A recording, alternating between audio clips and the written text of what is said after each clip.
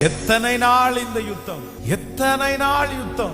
இந்த யுத்தத்துல நிக்கவே முடியல. பிறந்ததிலிருந்து யுத்தம் தான். ஒரு நாளாவது இளைப்பாறுதலை பார்க்க மாட்டேனா, ஒரு நாளாவது சமாதானத்தை நான் பார்க்க மாட்டேனா, அப்படி ஏங்கி கொண்டிருக்கிற